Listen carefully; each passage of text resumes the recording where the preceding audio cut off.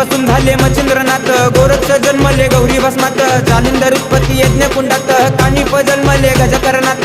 अलख निरंजन नवनाथाय नमः, अलख निरंजन नवनाथाय नमः, अलख निरंजन नवनाथाय नमः, अलख निरंजन नवनाथाय नमः.